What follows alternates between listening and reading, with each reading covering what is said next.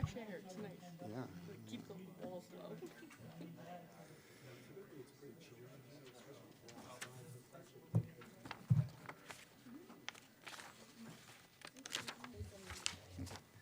All right, it's 6 o'clock. I'm going to go ahead and call this meeting to order. I'm Nick Lavaca. I'll be acting as Mayor Pro Temp for this meeting. And so let's stand up and say the Pledge of Allegiance. I pledge allegiance to the flag of the United States of America and to the republic for which it stands, one nation, under God, indivisible, with liberty and justice for all. All right, we'll start off with the council doing roll call. And we'll go ahead and start with Kevin Loy. Here. Councilman DeYoung. Present. Councilman Koch. Here. Councilwoman Peterson. Here. Councilwoman Custy. Present. Councilman Henderson. Here. And then I am here, obviously. Does the commission want to take a roll call? Okay. Commissioner Huggins? Not here. Commissioner DeVoynes? Commissioner Bowman? Present. Commissioner Fatisi? Present. Commissioner Jasper? Present. Commissioner Fournette? Present. Commissioner Sexton? Not here. Thank you very much. So we obviously don't have a special guest, and we're going to move right into unfinished business. I'm going to hand this off to our Director Glover for discussion on the comp plan. Good evening, Mayor and Council and Planning Commission. Tonight, we are presenting you with version 12 of the comp plan, and that's been in your packet there. This incorporates comments that we received during the 60-day review period from the different agencies, and I'll go through that here in a minute. It also includes comments made from edits from staff and the consulting team, and we also had some additional comments that came in after the 60-day review from some of the council members and also from at least one of the other agencies. So this is really, I couldn't figure out how to write draft on this and then print it just because of the kind of file it was. But anyway, it's a draft. What we want to do after we go through this tonight is discuss the next steps. So the next steps would be completing this document with the additional comments that have come in. We'd also ask, we've had the first reading of the ordinance. We'd ask for a date to set the reading for the second ordinance, and then we also, in discussing this with our attorney, we'll have to have a second public hearing. We had a public hearing at the Planning Commission. One wasn't required at council, but after that Planning Commission hearing, they forwarded their findings and recommendations to council, and that's included in your packet. And so when that happens, it's now been transferred to council. So that's why Planning Commission wouldn't have another public hearing unless you remanded it back to Planning Commission. So long story short, we'll ask you to set a date for a public hearing and a second reading. With that, in the plan, what our consultants have done for us handily is included the edits shown in red. And so that includes additions as well as things that have been removed or things that have been moved around so that you can follow what's happening.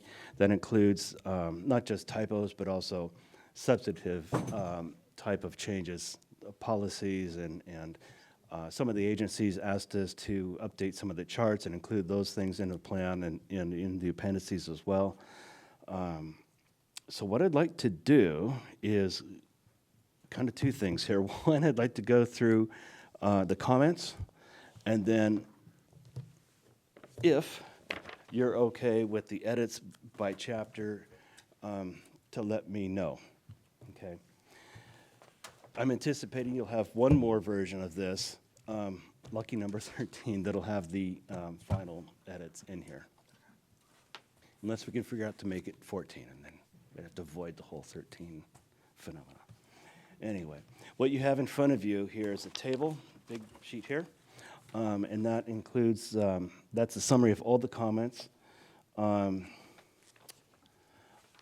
me see how to do this.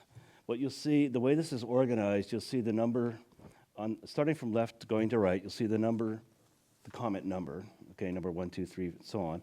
And then the next one over, commenter name. So in this first one, for example, is the Washington Department of Fish and Wildlife.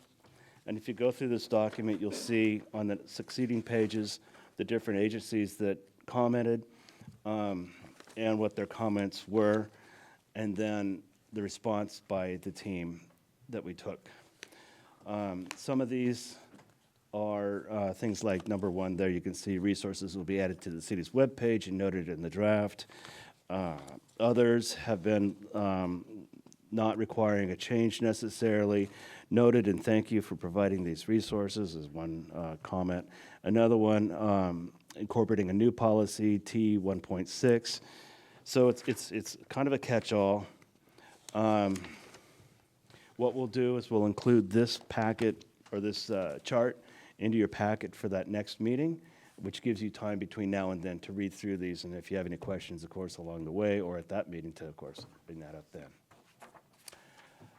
Let's see, and I'm thinking here out loud. To go through each of these could be kind of time-consuming. What I might do is turn this over to our consultant team, Facet, and maybe you could touch on some of the highlights on here, maybe starting with the agencies. And maybe not each and everything, but some of the bigger points, if that's true. Thank you, Tom. My name is Matt Covert, Senior Planner with Facet. Been with my colleague Donna, who's also in the room and can help back me up with our various areas of expertise. We've been spearheading the consultant side of the comprehensive plan update in partnership with you all and with staff and with Planning Commission as well, so it's great to see you. So as Tom mentioned, this is a hefty set of comments, and we've attempted to respond. We've responded to every comment and addressed, updated the document where appropriate. We received comments from a number of sources, including the agencies during the comment period, as well as after the comment period was closed, and then as well individual council members, individual. Were there any Planning Commission comments on this round, or was that during the previous? Because they had already approved it. Yes, we have a number of comments from current council members. I think to kind of group it into several pieces. We got comments from Washington Department of Fish and Wildlife. We got comments from the Department of Natural Resources. We got comments from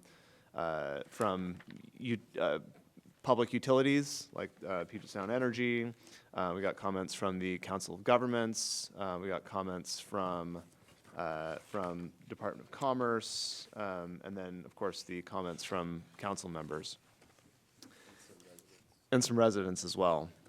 So it was really great to get all this feedback. And I think there were the comments from agencies were largely along the lines of, we think you could use a stronger goal statement on a particular topic. And we added some goal and policy language as requested in many of the cases. You can see those responses in the column G here on this matrix.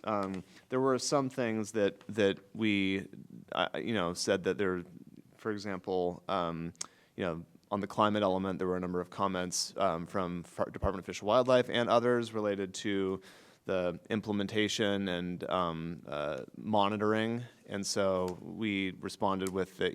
This would be lovely, but the city doesn't have the resources for this. But we do partner with the county and the other cities on hazard mitigation planning. So that's kind of the type of comment that we were not able to fully address per the agency's comment, but we addressed in some fashion regardless. There were other comments that I would point you to that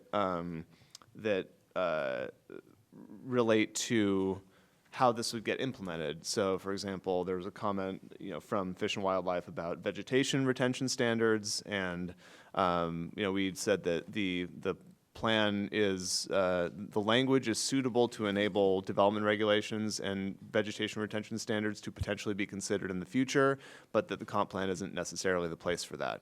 So it's an example of the type of comment that that we had that level of response to.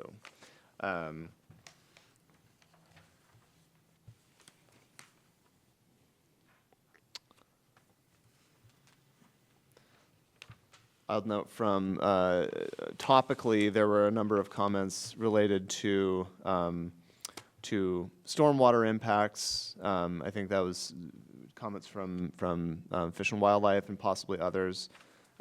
We added a reference to the Stormwater Management Action Plan to make sure to incorporate that Brickyard Creek specific work that Fish and Wildlife called out in the capital facilities element.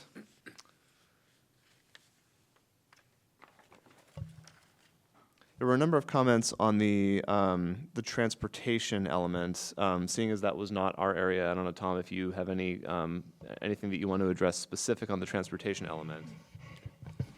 We did have a different consultant complete that element for us, and we've got our Public Works Director here tonight to address any questions you have regarding that. But maybe, Bill, if you could just provide a brief summary of some of the comments that you had to address. And Parks, too. I see Nathan's here tonight, too.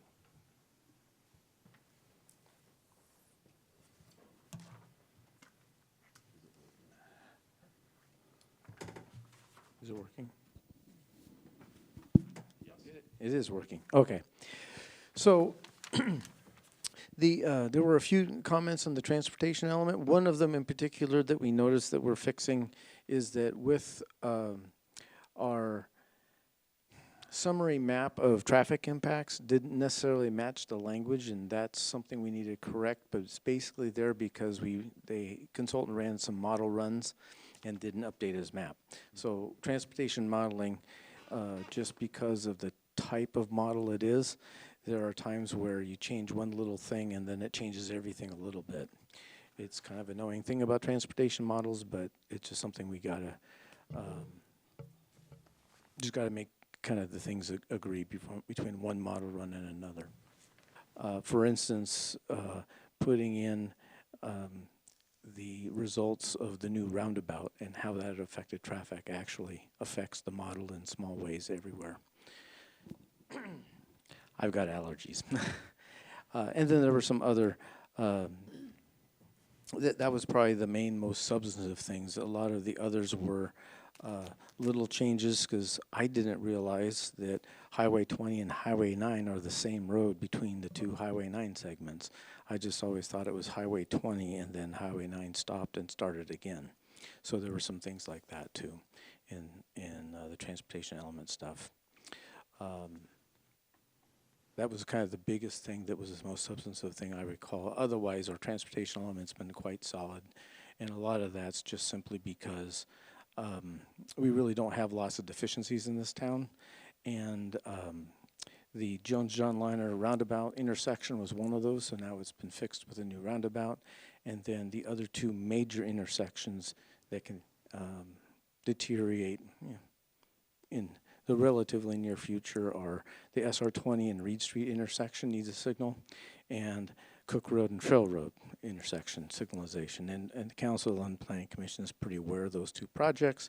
Those projects are both on our 6-year tip, and we will have some potential funding opportunities to actually make those a reality in the fairly near future. So that will fix our major transportation deficiencies on the system. So transportation element's pretty solid.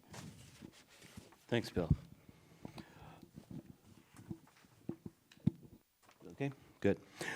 And then also I know that Nathan had a chance to go back through the draft Parks element. We'll talk about that later here, but and also I appreciate Nathan the time you take to go through that and set us straight on that. So just to go back here a little bit, also in your packet, in addition to the findings from the Planning Commission, is also the draft ordinance that you saw under when we had the first reading, but it has expanded quite a bit as I found more things to be included there. So please take a look at that. Take a look at these comments between now and our next meeting and see if those things are clearly addressing your questions. For those of you that submitted questions, but also if you have any questions about what the agencies wanted to see, please let me know about that too.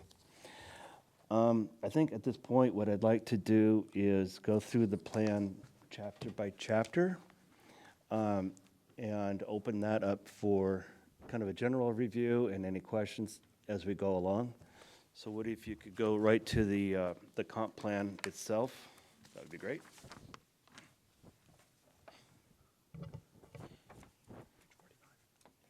There we go. Thanks again, Nicole, for your design for the cover. Really cool. Okay, so the first part of this concerns the overview of the plan at a glance, the different components. The acknowledgement page, you'll note that we took out the, per City Council's direction, the land acknowledgement. We also included a comment there about where the funding came from for this. And then we go right up to Chapter 1, the vision and the plan introduction. And again, we make reference to the funding. And also the statement about what this plan, that it includes a lot of the mandates, but that we're trying to apply our local implementation of it, per Council Member Kesty's request. Hopefully we got your language in there the way you like to see it. Several typos through the chapter, some additions to make things clearer. Let me keep going here.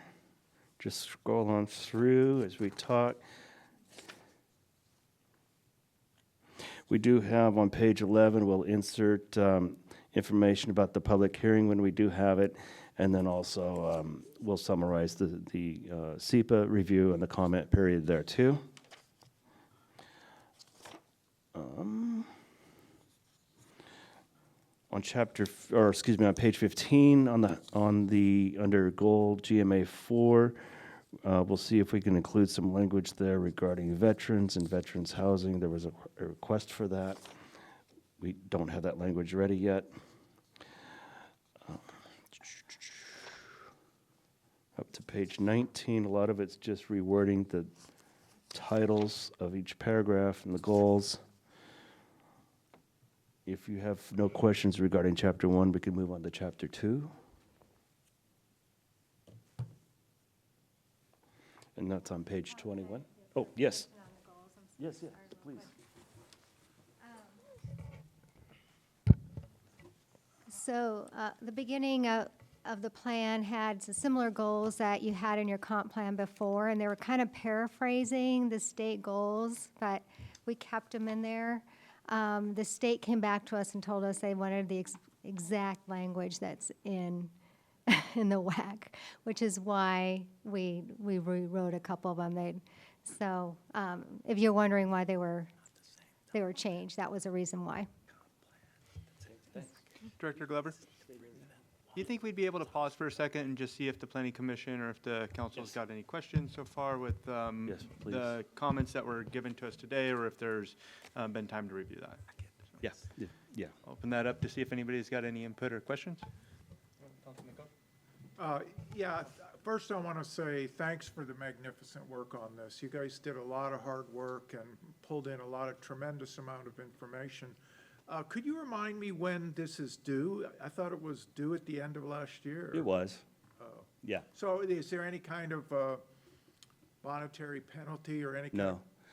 Well, directly, no. But if we were to be, the Commerce is aware of where we're at with this. So there is I want to say, an empathetic ear there. We've kept them informed of where we're at.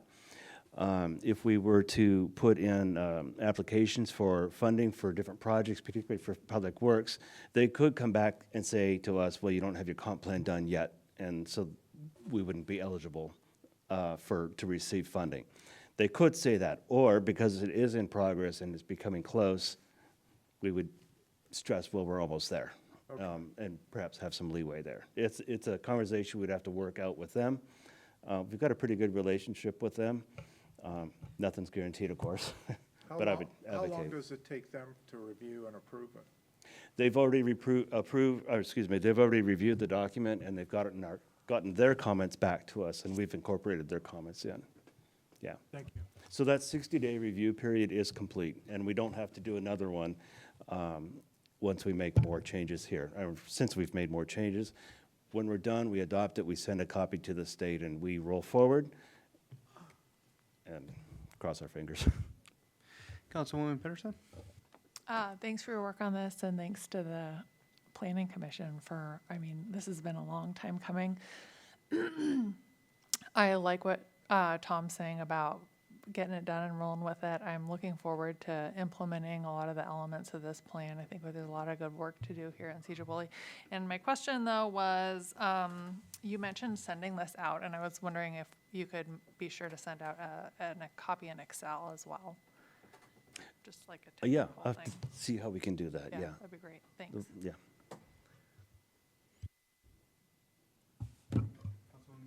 Thank you.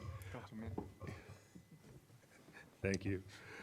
I would just want to say outstanding job, and I really appreciated the time, the comprehensive look that you gave yesterday with Ashton, Nicole, Matt, and Alex to go over a lot of the granular stuff that I had questions about, and I really appreciated you taking the time for that and making the space. I'm just really interested at the level of the council to put what's happening in the comprehensive plan into like 3 buckets. So what the state law requires, what Sedro-Woolley is choosing to do as a local priority, and what the city can realistically implement and pay for over time. So kind of the third part is a division of what we can do with schedules, getting in a Gantt chart, if you will, versus what's illustrative and aspirational. Thank you. Thank you. And I do want to say I did get Council Member DeJong's comments today, too, so. If I may. So I know it's ethnic, so it's a lowercase de, because making a capital DE changes the meaning of the last name, and it's pronounced like the soap opera, De Young and De Restless. Okay, thank you. Yeah, you're welcome. Planning Commission, do you have any comments?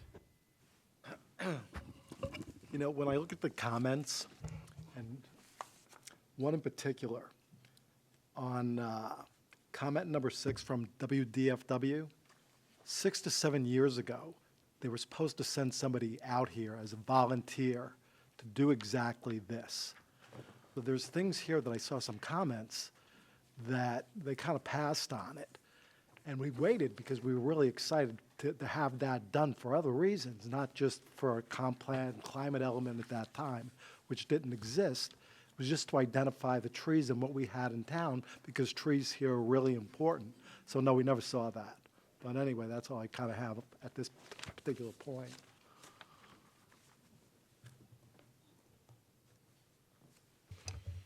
All right.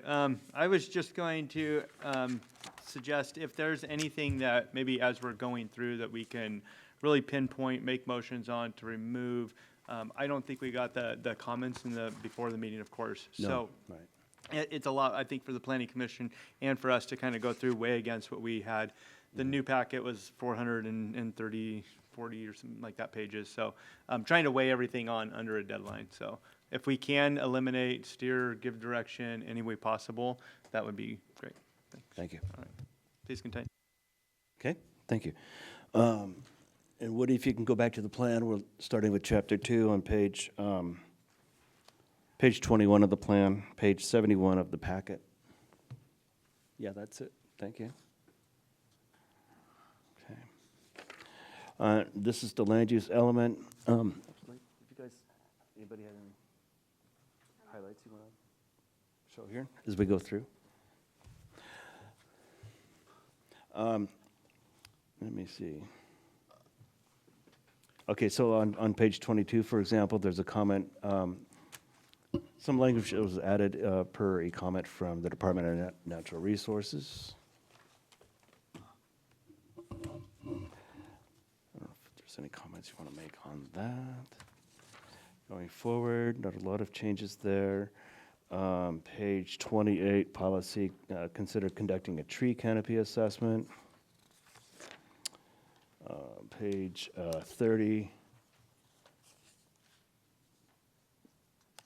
just coordinated the review of the UGA with Skagit County, which we're required to do. Going on, 33, 34, 35. creating incentives in the zoning code to encourage major employers and developers, major employment facilities to provide childcare opportunities or on-site or nearby. That's a state requirement. It's not mandating that we do that, it's just encouraging them, possibly through incentives. And if we do get to that point, that would be through our zoning code. Page 37, fish and wildlife habitat, conservation areas, we just really don't have that much. But we do have critical aquifer recharge areas and identifying those places. That kind of goes up to, takes us up to chapter 3 on the housing. So any comments from anybody on chapter 2? Mayor. Yes, Councilman Henderson? Thank you. Mr. Glover, would you mind, I was reading through that email between you and the property owner for 500 Yes. Talcott Street. Yes, thank you for the reminder. Regarding the Skagit steel mill? Yeah, if Yes. you could elaborate Yes, a little yes, bit I on will. what's going to be deleted or included in the plan Yeah, thank you. I meant to based on that input. mention that at the beginning of my introduction. I forgot. I did hear from Mr. Janicki, and he was very direct in that he doesn't want to see any changes to that property, no changes to the land use or the zoning code. And so my thought would be, well, if the property owner doesn't support it, then you could pull the plug on that. And because I certainly wouldn't want to ask council to approve some changes that the property owner doesn't want to see happen. So I can't speak for you, but for me, it was kind of a no-brainer. Let's make sure. So is it just going to remain industrial? As is. Okay, With the overlay, that's still there. Yeah. thank you. Yep. Yeah, thank you. Okay. So my only comment was, thank you for including that. I know that I put a lot of comments in here as well, for the encouraging of business. I always feel like business gets the brunt end of it, and we're kind of seeing that in Washington State, so it makes it challenging to draw in business when they read through and they're like, oh, we're on the hook for all this. But as long as we can get something in there that says, per state requirement maybe or something, we strongly encourage, or we encourage, that way they know that it is also, part of the state RCW to do that. I think that's in there, but just to make it a little bit more clear. Yeah, Councilman Cook? Yeah, I keep saying that because of E at the end. I just want to say I'm fully first of all, I'm an alum of the Planning Commission. I didn't get a chance to thank you all for your great work on this, so great work. But I really, the old Skagit Steel property, does it have a new name now? I don't think so. I don't know. That's going to be a center of job creation. So anything we can do to help that job creation, and if Peter Janicki wants it to remain the same, I say absolutely. Thank you. Thank you. Okay. Director Glover? Okay. Let's move on to chapter 3. Just lost my place. Give me a second here.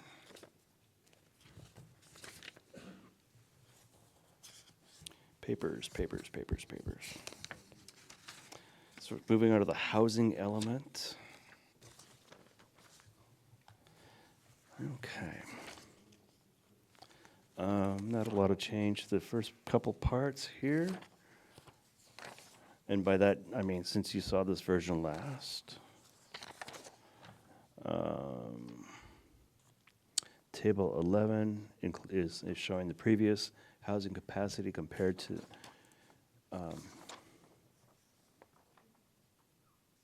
AMI range. And then page 57 shows the housing gaps and new plan capacity. If there's anything you'd want to say about that? Sure, thank you. So we've added some. This is primarily related to comments from the Department of Commerce. As you all know, this has been an evolving new wrinkle to the housing element requirements in light of the hearings board cases and so forth. During the 60-day review, the Department of Commerce, who had actually just recently published new guidance on the topic, asked for us to go into a little more detail on the sort of the the capacity of the new plan relative to the old plan. So we did add some information in here using kind of the best available information. If you recall from the work session that we did in the fall with the Planning Commission and the Council on the housing element, where we looked at kind of the relative potential impact of the different potential tools that the city would be considering as part of your implementing actions. We were able to come up with a sort of what the effect on the different capacity by income bracket would be for the city. So we added some information there in response to the comments from the Department of Commerce. Hopefully get that squared away per their guidance on that. And I think it's just helpful to see in one place what the original capacity was of the current adopted plan, and then what it would be, what the change would be, and then what the gap that's remaining is that's related to the other tools that the city will be considering as part of implementing the plan. Thank you, Matt. That might be the biggest changes that we had with that chapter. It is. So any questions on the housing chapter at all from anybody, Planning Commission or City Council? We got a question from Councilman DeYoung.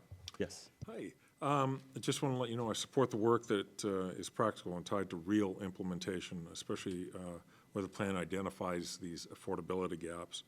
I do not want the document to read as if the city has promised outcomes that it does not directly control. So on housing, what tools in the plan represent realistic local actions the city can actually carry out, and which items depend largely on outside funding, nonprofit participation, or future market behavior?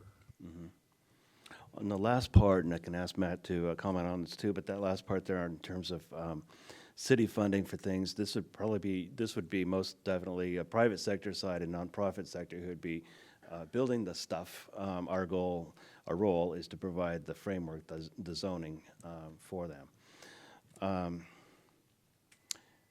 This is the first part. If you want to take a stab at that. Sure. Yeah, it's a very good question. Thank you. I think there's a couple pieces to that. One is that it should go without saying that the city of Sedro-Woolley does not build affordable housing. However, the state has also, in all of these changes and what's coming out of the hearings board now says that you kind of have to do more than you did in the past to show that you have capacity. You got to go further.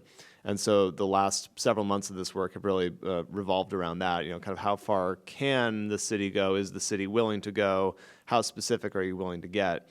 The thing about it's a little bit tricky in the plan because you have to identify the gaps, and the numbers are the numbers, right? And also you can't promise things that might not happen. And so I understand that it's obviously very sensitive for decision makers. What we tried to do is, we have to identify the gap. That goes without saying. We have these actions in the housing element that are specifically tied to things that the city is going to be considering throughout the next few years as part of your work program. Specific things like, do we do a density incentive for PRDs? Do we do ground leases for affordable single-family homes for Habitat for Humanity? Whatever the specific tool is, those are things that the Planning Commission and the Council will debate and come up with code for and implement. As to whether or not things actually get built in those income brackets, that's up to the market, and it's up to the funders, the outside agencies and things. And the city will have to track what gets built as part of the implementation of this. As you may know, there's a 5-year progress report that the state has you do now, which, is only 4 years away. And so you'll have to look at, what's actually gotten built, what affordable projects have gotten built, in which income brackets, and if there's, we'll see what the state comes out with for guidance on that, but I suspect it's going to be somewhere between, just a list of permits and it said you needed to build 180 units and you only built 60. Like, what's wrong with you? And obviously so somewhere between those two extremes is where the guidance is going to come down on that. It still remains the case that the city is not, directly responsible for producing all of the affordable housing units, but you have to set the environment where it can happen, come up with some tools to help encourage it where appropriate, and then just, track permits as they come in so that when 5 years comes around, you can say, look what we've done, or you look at it and you go, well, that's not working. What else can we do? And that's the opportunity to do that. So that would be my long answer to a complicated question. Thank you. Thanks, Matt. Let's make it known that Commissioner Huggins has arrived. Thank you. Councilwoman Pedersen? I just wanted to speak to this issue. I think one of the things that the city is dealing with here is we have these state mandates coming down, and then we are required to come up with this plan to meet the state mandates. I think the other piece of that is holding the state accountable and saying, hey, these mandates are disproportionately affecting lower income communities, and Sedro-Woolley is going to need help. Some of these housing units will, by necessity, be subsidized if they're going to be built. And we need to make sure that we're coordinating with our state legislators and letting them know what's actually needed, because we can't do this on our own. And I don't think there's any expectation that we do all of this on our own. But we do need to communicate that, and I've mentioned it to a couple of our representatives, and I know that everyone here is kind of doing the same kind of thing. So I just wanted to say that. Thank you. Yeah, the legislature is meeting now. It meets every time. It meets every year about this time, and they get busy. And sometimes I wonder, maybe take a break, take a year off. But More. so and with that, I'm hoping that they are receiving some feedback from the communities. This is tough to do and tough to nail down, and I hope that they are getting that feedback from the communities, because if we're being asked to do something we can't do, stand in a round room and go stand in the corner, right? And then that's significant, and I think that's a little bit.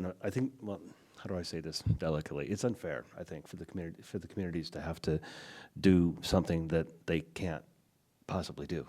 So we can't solve the housing crisis. So, but yes, there is something that has to be done.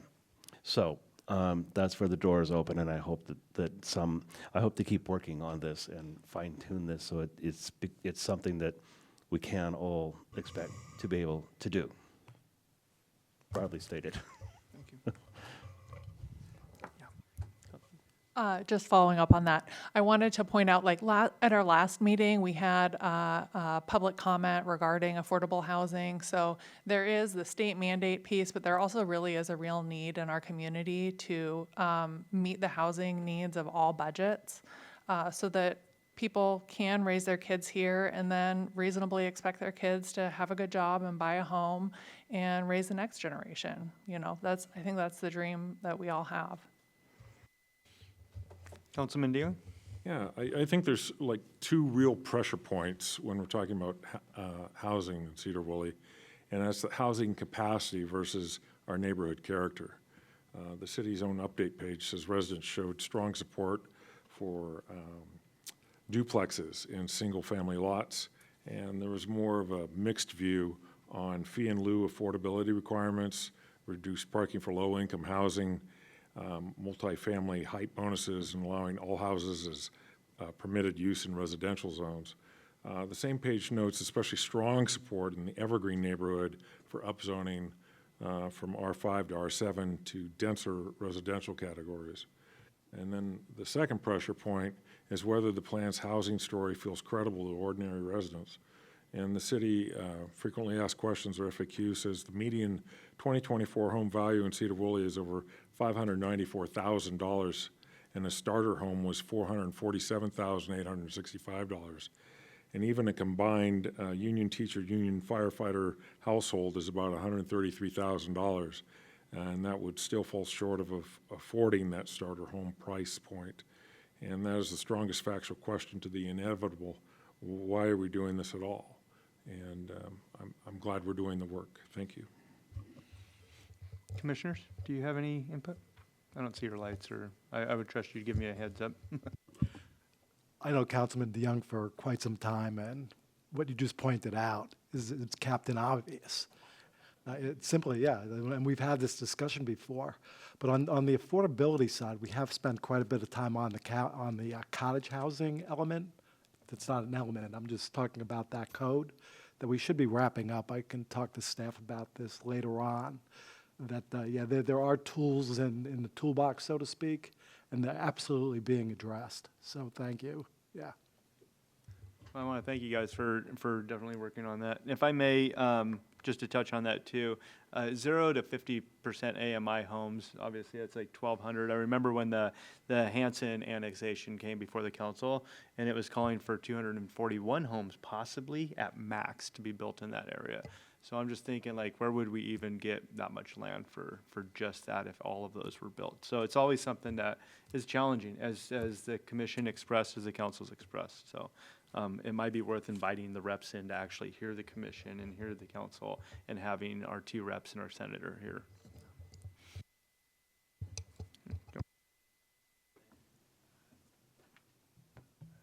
Okay, moving on to Chapter 4, Transportation Element.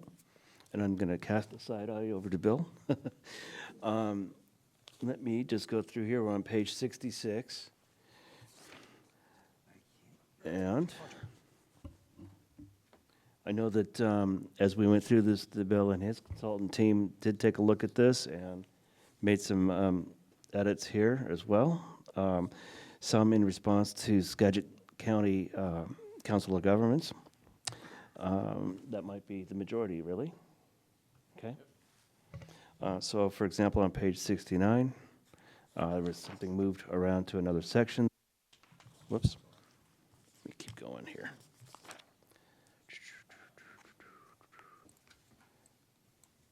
Bill, do you have any comments while I peruse through here? Looks like some minor edits. There you go. No, before. You had it. There. No? Oops. There it is. Technology. So one of the kind of mandates for the transportation element that came out of this round of comprehensive planning was, and it's kind of a new term, I don't necessarily like it, but I'm used to the old term multimodal transportation, which really refers to non-motorized stuff. Now they call it active transportation. It's just the newest buzzword. And so one of the things that came out this time, so concurrency management with transportation elements since the early 90s when this stuff came out is really all about vehicle congestion, particularly commuter congestion in the peak hour. And that's kind of been the standard. So this time around, there's a couple different strategies, and the mandate was to somehow add active transportation or non-motorized transportation into your concurrency management model. And so for me, because unless you are, and Bellingham certainly has different ways of doing the traffic count. So doing all the congestion management, and that really relies on being able to have accurate counts and measurements of how much traffic you have and how much traffic is happening in that peak hour. And it's really kind of difficult to do with pedestrians and bicycles and these other elements. So the option that our team chose, so there's, is to still really do the traffic modeling and the peak hour congestion management as really is the standard in transportation science, if you want to call it that, and then use performance measures to meet the active transportation component of what the new requirements are. And what that means is that if you're building a plat and typically as part of review in the past is that you've got to do your frontage improvements, which may include improvements to sidewalks and bike lanes and or bike paths or what have you. But but most of the time you're disconnected, so you end up with all these sidewalk gaps, which is one of our major things we talk about at council lately as well. So part of the performance measure side of active transportation integrated with concurrency management is a performance measure. So if you have a plat and you build your frontage improvements, for instance, and the sidewalk that continues is 200 feet away off-site, and I think we'll likely come up with, many of the jurisdictions are with, if you're within 500 feet of the sidewalk system, you have to connect your frontage sidewalk to that sidewalk system. And then you do latecomers fees or something else for development develops in between that gap. Before, we just always waited for the next development to fill the gap. So that's part of the congestion management. That's a big change from prior requirements of comprehensive planning. And so, which is actually not a bad thing to do, because that's one of the banes of my existence, is having gaps everywhere.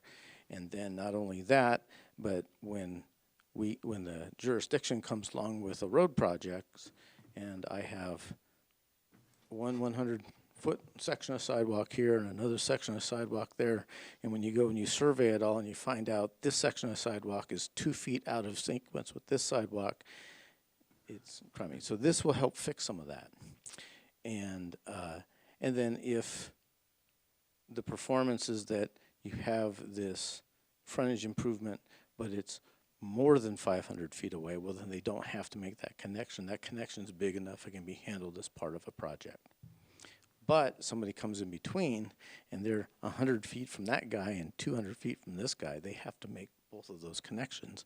And the idea is that you end up with a more continuous multimodal system that just doesn't have all these breaks in it. So, and that includes pedestrian facilities and bicycle facilities, which generally means wider roads and that type of thing to make up for that. So that's one of the biggest changes that we've had to make statewide in our congestion management plans across the state.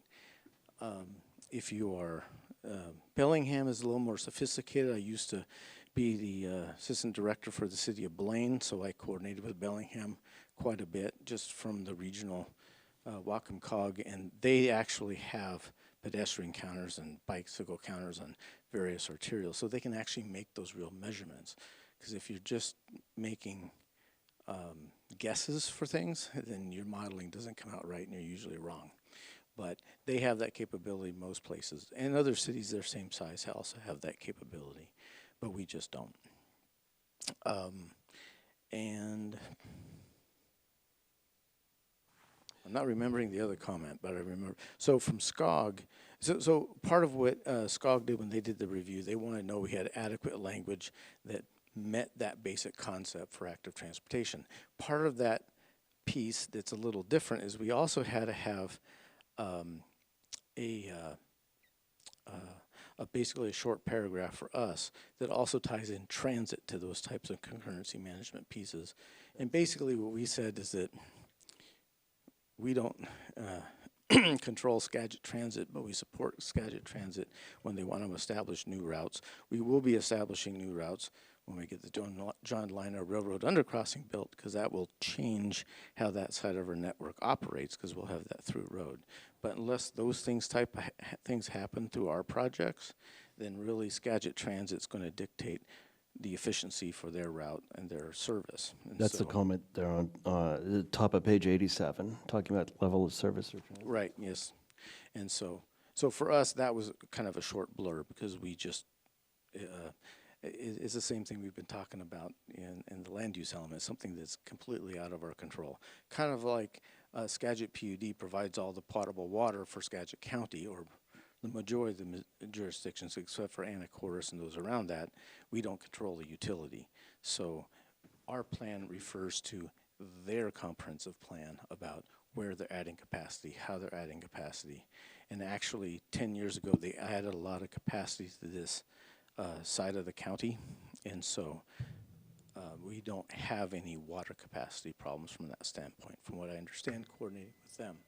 But we really refer to their plan, summarize their plan, as opposed to make policy decisions with their plan on how they serve. We are part of their constituents amongst a lot of others. So those are the types of points we make in the plan, and the utility element, for instance. Okay. But yeah, we basically just had two comments from SCOG that were really fairly easy to address. We had a pretty pretty solid plan when we presented it to them, so. Real quick, Bill, before you move forward, can I jump in on the transit element stuff? So I just wanted to make it clear that we, as staff, also have the opportunity to provide comments when, similar to how we update our comprehensive plan, they also have a long-range transit plan. Ashton and I had the ability to go and provide comment. Every jurisdiction does, as far as when they are planning reroutes and things like that. So we do have opportunity there where they're trying to make adjustments. That's to good, comment. goes back and forth. Yes, and then on top of that as well, like Bill said, it's mostly them that makes the judgment calls on where new stops are going to be. But we capture that when we have new project proposals come our way that are kind of larger. They're on our SEPA register, so when a project is large enough that it triggers environmental, SEPA environmental review, Skagit Transit gets that notice and has an opportunity to comment and tell us, hey, we want a bus stop here. So just. And some of those things too with that type of review, they may not be, a larger development may not be on an existing route, but then what you do, for instance, is you provide space to provide a future bus stop when a route is actually I don't want to call it reconfigured or they created an additional route or something like that. That's one of those things with most transportation infrastructure is really having the space available is almost as important as having the facility available. Because if there's no space, then you end up really having impacts to private property as well as public property sometimes, making the space to put something in that wasn't at least conceived of a need in the past. Any other questions? Yes, sir. No, we're good. Oh, okay. Thank you. Hey, one question on the transportation, if that's all right. Yes. So I actually had a comment in there, and it's comment number 68, but it's actually two comments. And one was on page 488, and one was page 100. So I think they got added in to be the same. And so my first comment was the traffic rating at John Liner in 9 is still an E. And I was wondering if that had improved in the roundabout, but then that was looped in with an unrelated comment. So I was just wondering, Sure. is it still Yes, E? that's one of, okay. Yes, that's one of the changes that I actually just talked to Josh about last week. Boy, we just fixed this thing. We need to have it reflected. So yes, actually the map will be updated as well as the language because that was written last year before we had the project done and before we even started it. Now it's just the amount of time it's taken to create this plan, I've actually been able to accomplish a project within that span of time. So, so we're going to make that change, and that will then get reevaluated, I think, back down to a C, because that's just what the capacity of the roundabout is right now, and then we'll continue to monitor it. But yes, I just had that epiphany literally 2 weeks ago. Nice. And then, Director Glover, maybe we can separate out the two comments in the plan, or in the spreadsheet. I was wondering one more thing on the spreadsheet. There is the comment name, but I was wondering if we can find out what their relationship is to the city, because there's names on here that might not be recognized. I don't know if that helps the council at all, but maybe see if it is a planning commission, if it's a council, which is pretty obvious for a council. It's pretty obvious for an organization. And That's a some good of these point. names I recognize, but I don't think other people possibly reading this would recognize. That's good, that's a good catch. Yeah, one of the things, are you referring to like a portion of Highway 20 is Moore Street and Highway 9 is Township Road and there's a part of Highway 20 running north and south between the two roundabouts is actually an extension of Boytsford Road and that type of stuff? No. Oh, okay. No. I I was looking at that roundabout that we just got in, and then, yeah, that does look like it's more of a C, just like you said. Right. But the, just the name on the commenter is just, because I've noticed a couple of these, not related to necessarily that one, like I know Nick Nakas, he's a physical or a physical trainer around here, he does a great job, but nobody else is gonna know that. So it's just who in relation they are. You know, is he? Fine. Yeah, that was one thing, just being a relatively new person to Sedro-Woolley, was going to actually create a table that said, this is where all these secondary named streets are that are original names from the town of Sedro-Woolley, but get overlaid on a state route, because for other folks that can be kind of confusing. Okay, anyway, thank you. Thanks, Bill. We will label all of those commenter names with a title. You got it. Thank you. Okay. No questions? I can move on to the next chapter, Chapter 5, Parks, Recreation, and Open Space. And I really want to thank not just the Planning Commission and our consultants for their work on this, but Nathan, too, who worked really hard on this to make sure we got it right. And with Nathan comes, what do you call it, history, institutional history that we relied on for his help here. So we made several edits through here to make sure that we got this right. So you'll see several strike-throughs, some additions. I think it's pretty straightforward. You know, when a lot of this stuff is in the parks element first came up, it was in some of the previous comp plans, and so some things have been done, other ideas have dropped away as priorities changed, perhaps.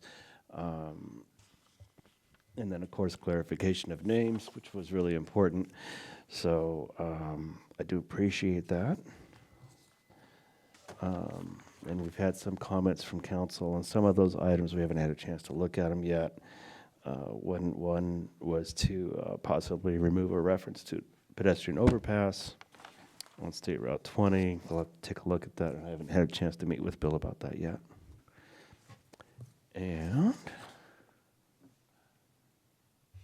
Councilwoman Pedersen, I'm going to open up Yes. for just a question. Yeah, go ahead. Yeah, I just wanted to get a sense of if there was anyone who, have we done any studies recently that said that pedestrian overpass is a great idea, or is that just kind of an old reference that hasn't been updated?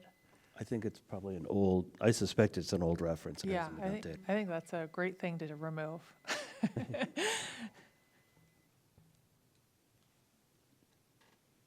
It's certainly older than me, and I agree. I don't like pedestrian overpasses either because they're largely unused. Yeah. And they're very, very expensive. On page 132, policy 5.7, work with a citizen task force to develop a railroad park and trolley line on the east-west track that runs through the central business district. I just happened to see that diagram just for the first time the other day. I didn't realize there was something that was drawn up. The tracks have been removed. Before I saw this design, I thought, well, maybe we should take out the reference to the trolley lines. There's no track there. But then we got to talking, well, I don't know, maybe we should bring this up with the council and the planning commission, and if you guys want to leave it in there, we can. Certainly could develop a railroad park. The railroad owns that land. That's all I've got. I don't know. I don't have the history on this. Mayor, Councilwoman Kessler? I know that there has been a lot of talk about the triangle, and I know what reference that you're talking about. So if it were to be there just for a reference, could it also then tie into the triangle, or does it have to be specific? That was only what it could be, was that original plan. Oh, no, we could fix that. The triangle that's across the street then? Right. Yeah, yeah. All right, note that down, Ashton. We'll take a look and see if we could reword that. Because that's a historical triangle that I have heard people wanting to make into a little something there. area. I think I've heard that too, come to think of it. Okay, yeah, thank you. Councilman DeYoung? I bring some institutional knowledge back to 2018. There's bits and pieces here from a very large concept of a hub and spoke trail that went from the Swift Center down to Fruitdale, down to Riverfront Park, along the river, and then up through the old trail line or railroad line that's or the city owns, has easements there on the backside of the Public Works, and then would go on the backside of the high school by Woods, and then go onto the railroad tracks through the Central Business District, and then follow along Brookyard Creek back up to the Swift Center. So that was the large idea, and there are pieces in these policies that are part of that, which includes the railroad park as as Councilmember Kesty aptly brought out, that did involve the triangle. And also, as we keep moving up, about the life cycle of and habitat requirements of a self-interpretive trail right along the river that at the time was called multimodal, but now I will change to active transportation. So thank you for that. And it was just kind of a larger thing that we thought we could break down into phases. So that's kind of the stratospheric look on this. It's a rather large project that was meant to tie in Thompson Pond up there at the Northern State property. And at the time, it was talked about a manufacturing space up at the Swift Center that may or may not happen in the future. But to get people into the Central Business District, get families out enjoying the natural habitat that we have, and also enjoying the river that we have all five, the rare opportunity to have all 5 species of salmon and their life cycle through there. And that was, I just wanted to bring some of that historical context, and maybe as the time moves forward, we'll have some more action plans. Thank you. Good.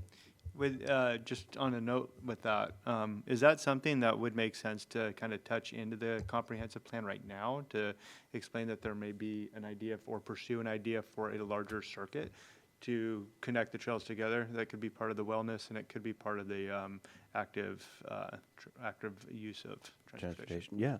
I think that would be appropriate now, and we could work on that language and bring that back to you in the next version of it. Yeah, cool, good, thank you. Yeah.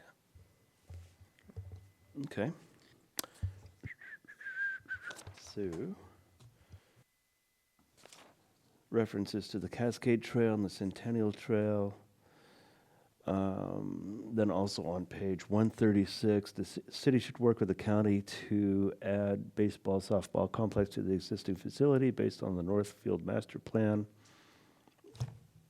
And I have a note here, Bill and Nathan, please confirm this is correct. Not to put you on the spot, but we need to make sure at some point we hammer that out, so. Okay.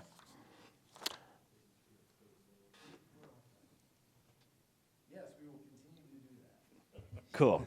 And there's some other points in here that's shown in blue, that things we need to confirm with Public Works too. Sorry to interrupt, but when members of the audience are speaking, if we can have them step up to the podium. Oh, okay, thank you. We're good. Okay. Yeah, and that's all I had to say on that. It's just a couple areas here we need to confirm with Public Works and our parks experts here. So, anyway. If I may make a comment on one of the comments I had in there, comment 76, the Parks and Rec.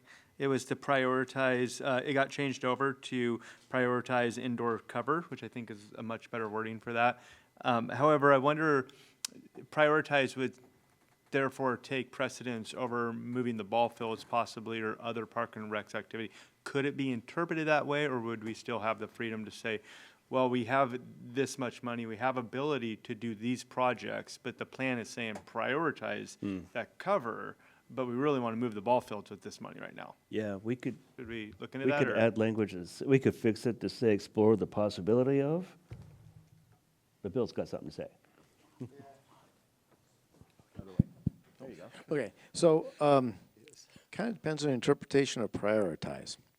One meaning of prioritize is move it to the top. The other meaning is prioritize it like on the 6-year TIP, where sometimes you priorities at the bottom, but it's on a plan so that it's at least visible, and then those priorities get reevaluated either every year or every few years or whatever it is, and then depending on what the community needs are, it may go to the top faster and it may go down.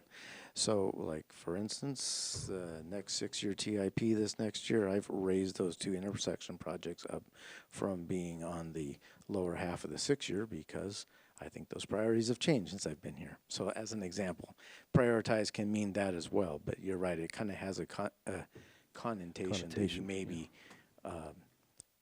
telling somebody to raise it to the top prematurely or not or whatever. but it kind of depends on your definition. It might make more sense to say, I don't know what you'd say, encourage or plan for or something like that. It could be a less misinterpreted portion of language, possibly. You can mark it for editing. Councilman Henderson? Could we consider may prioritize as Yeah. as the edit for that? So it'd be kind of at the will of what the current needs are and what the current budget is, and may prioritize is deceptively vague. Awesome. Yeah, I mean, basically the point is you're trying not to circumvent the decision makers when they need to make the appropriate decision for a particular time. We'll come up with something. And I think that is everything with that chapter, unless there's questions from council, planning commission on that.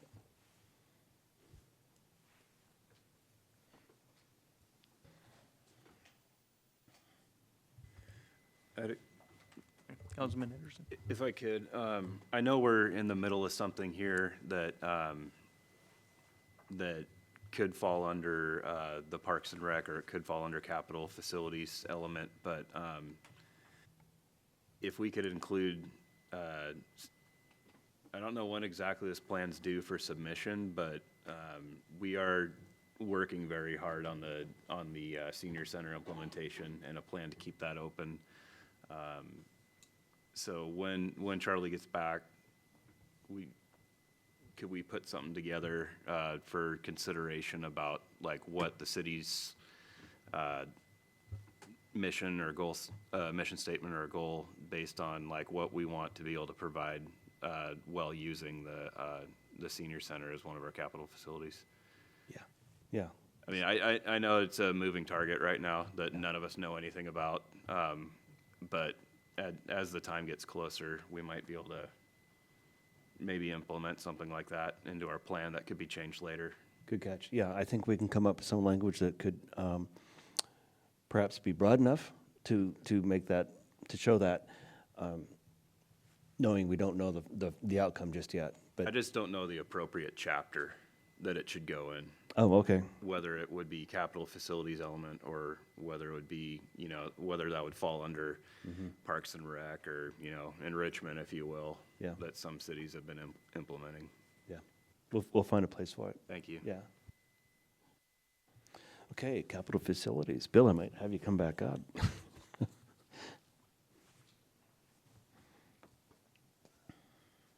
it's easier, if you want to stand or sit, whichever one you want. I'll be up here for a while. Oh, okay. I'll be. So Bill's crew worked on this chapter here, if you want to take it away.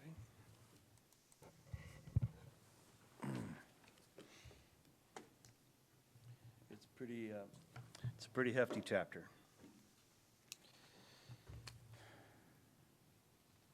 Maybe it's better if you have questions on it that I could answer. I mean, our It's capital facilities and public safety, like a sub-element. And the existing plan does have public safety included in capital facilities, but you kind of have to know that when you're looking for it. So what we tried to do in this update is to draw attention specifically to the two things, breaking out public safety as its own, we call it a sub-element and not an actual separate chapter. But that way, we've got police, fire, and talking about their facility needs wrapped into the larger umbrella topic of the city's capital needs. So I'm trying to figure out how to start without talking for 2 hours, but that's okay. So, so from this standpoint, so capital facility. So you think of capital facilities minus the transportation system, because the transportation system is important enough; it has its own chapter. But capital facilities then are kind of everything else. That includes all of the city buildings. It includes the wastewater treatment plant. It includes all of our, and I guess you take parks out of that too, because parks are also addressed separately. but basically all the different capital facilities the city owns and maintains. And we own several properties in the city, several buildings in the city that we share with both YMCA, the museum, the library. We own that building too, and the senior center building. And so we just have a lot of facilities that we operate and maintain and support different organizations within the community, most of them nonprofits. And this city, so in public works, within ops, so I have three enterprise funds, which is wastewater, solid waste, and stormwater, okay? But then within ops, within those, we also have streets, facilities, which is, just consider that vertical infrastructure. We have parks, we have the cemetery. Nathan will tell me if I'm missing any. And so we have basically several different divisions, okay? And we maintain, this town maintains, owns, and operates a lot of things, and they do it at a very excellent and high standard. So in the police station and fire stations, those are also within this element. They're not necessarily something my department manages, except for maintenance support. But for instance, if you need upgrades to the fire station or you need a new fire station, that really falls under Chief Frank and the fire department. Same thing for the police department. The engineering administration, which is where I really work, we would, for instance, support the police department not on what they're going to put into the darn thing, but as far as contract management, construction management, those types of things, so we can get that superior product from them. But really, the planning and the self-determination of what goes into that is handled by Chief McElraith and the police department.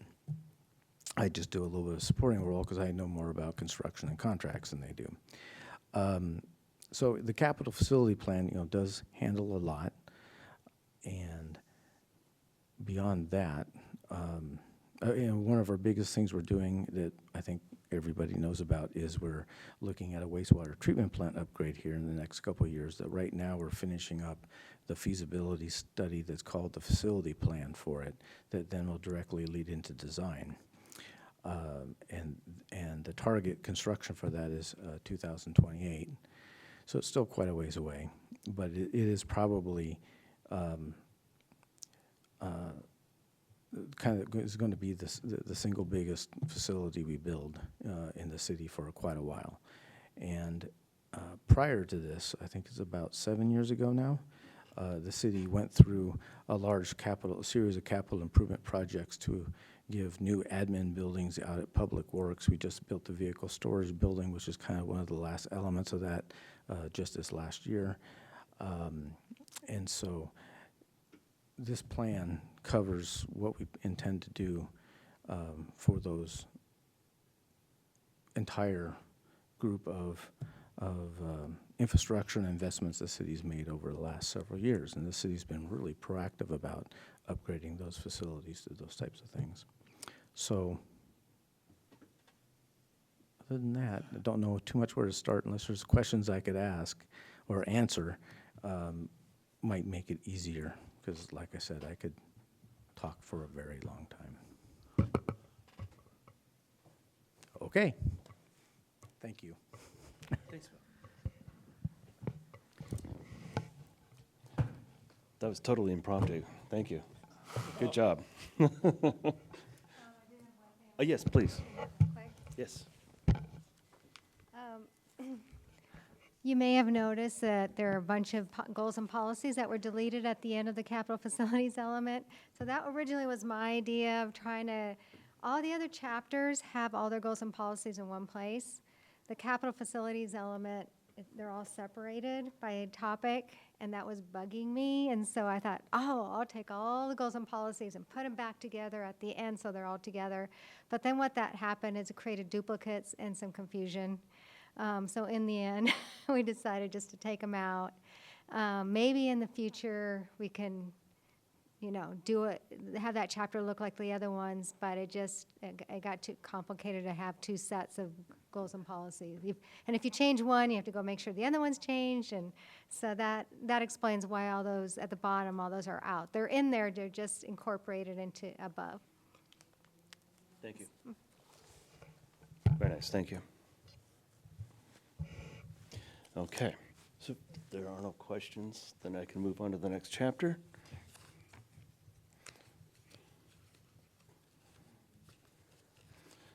It's quite the big one. Oh, and then we've got public utilities. Hello, Bill. Thank you. See, it's not all land use planning. He's lying, it is all land use planning. So I will say this is, I think, the 5th comprehensive plan I've had some part in updating or creating or whatever, and I'm glad to say I'm never going to have to do it again. But anyway, so public utilities. I know I did, but what the heck. So public utilities element, so that's the other side of things, okay? We have a lot, we don't own and operate all the utilities that service our city.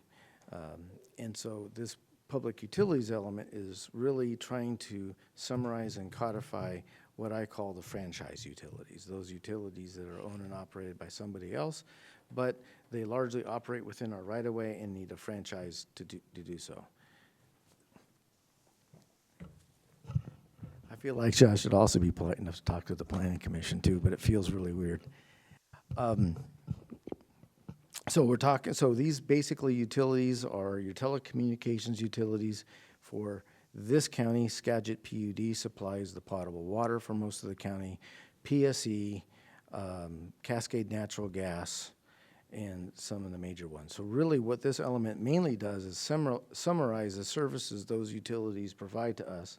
We do refer to their comprehensive plans. This is where I got a lot of updating the summaries that we did for this particular plan, because each one of these utilities also has, they don't necessarily call it a comprehensive plan, but it's called a PCI, and I can't remember what that stands for exactly right now, but basically each one of them has a document 3 to 4 inches thick that lays out what they're doing for the next 10 years as well, what their financing is, and what their model is, and what their plans are. Cascade Natural Gas is really interesting because their model really depends on winter cold snaps, because the volume and capability to service their customers depends on how many times citizens turn on their furnace. And that was kind of interesting. I did not write a bunch of that in here because I didn't know exactly how to do it without being concise. How's that? But it was interesting to read. So basically that's what this element really does more than anything else, is it identifies those major utilities. I don't identify a lot of the telecoms because there's so many of them out there. I just kind of lump them in together as one thing, and they're very short.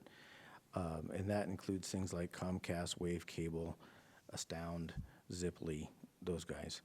And but I do talk about basically what I consider to be the major utilities, which is water, power, and natural gas for the most part, and then refer to their plans specifically if somebody wants to know more about them, because we just can't do as much in that document. And the other piece is we're one of their customers. So again, just kind of like transit, we don't really control transit, and they're kind of in control of their own destiny for how they serve folks. I will say that in the last 15-year planning period, if you want to think of it that way, both PSE, Skagit PUD, and Cascade Natural Gas have made major upgrades to, I'll call it the east side of the county, east of Burlington, Mount Vernon, that actually have added a lot of future capacity to this area, so that they're actually concentrating most of the next planning cycle on the west side of the county.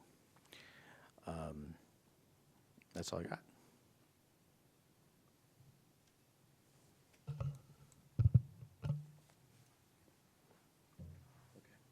Okay, thank you, Bill. I'm not moving again. Good, yeah, no, that's great. Okay, let me just take this away from you for a second here. And we're moving on to the next chapter, which is economic development.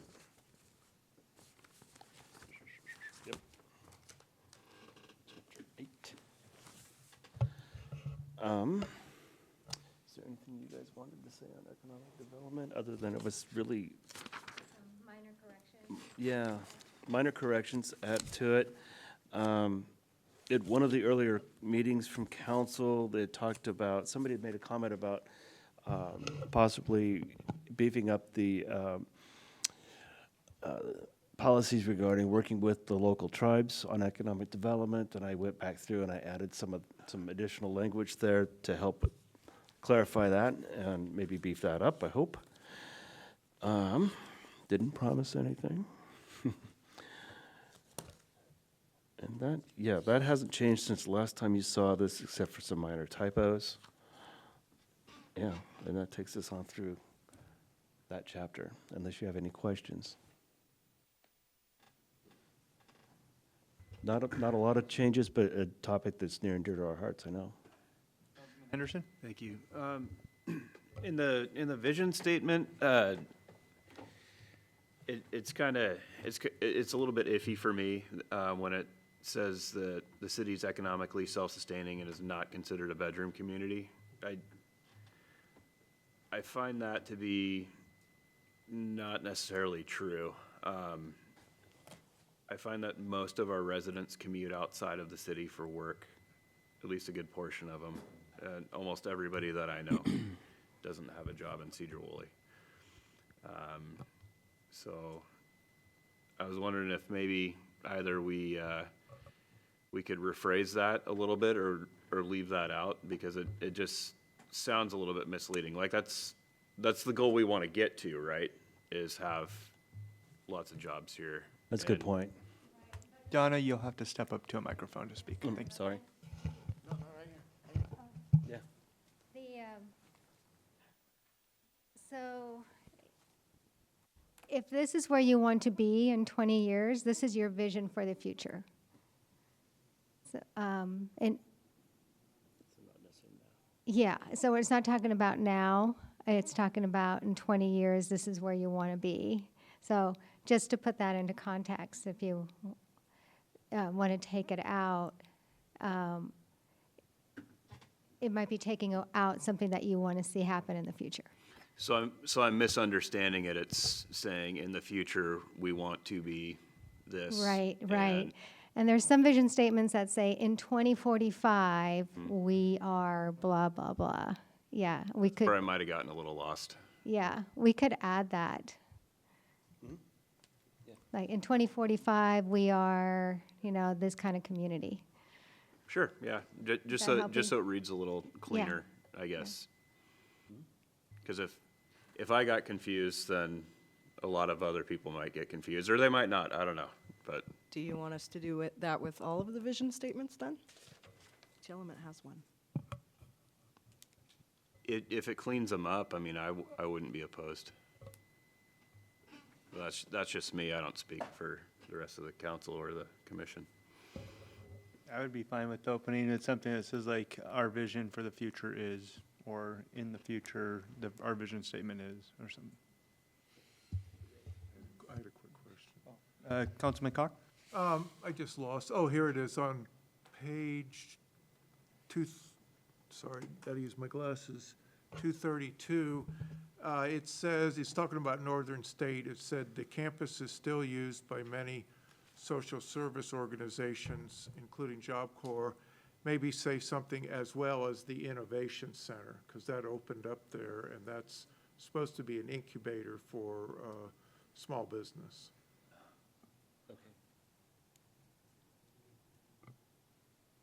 As well as Innovation Center? Yeah, okay, good. Oh, and also, I read through this, this is not economic development, so I guess I might be in the wrong place, but I saw no mention of the Star Center in this. Did I miss something on Highway 20 under facilities or something? I don't believe it was open. I don't think there is a reference to the Star Center. It's opening No. in a few weeks. I believe it's possibly because it wasn't open when this was developed. see. Yeah. Now that it's open, it's something that certainly could be added possibly, Donna, and then see how that looks. Yeah, great, thank you. Okay.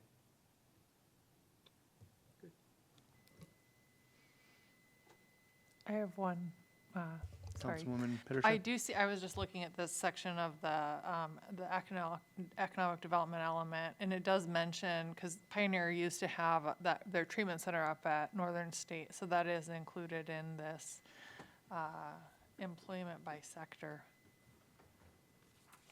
Hopefully we'll be done with this plan before we get employment data on the Star Center, but maybe not.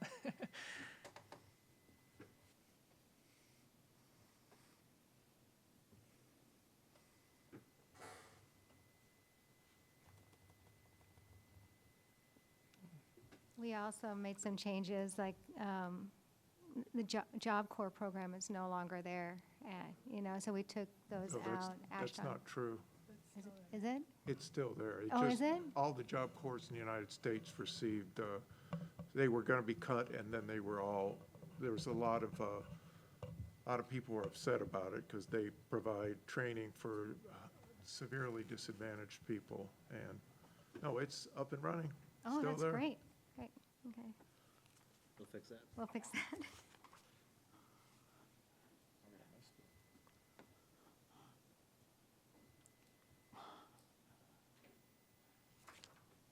Okay.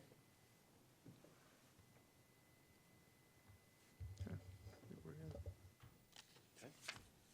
Can move on now to.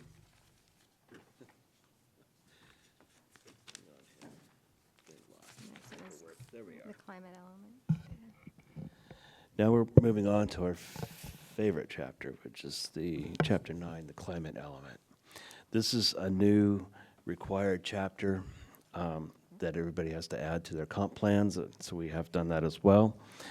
I can turn this over to Facet for a little summary, but when we set out to do this, we set up a committee of folks to be our sounding board as we proceeded through reviewing the science that feeds into this document, as well as some of the goals and policies.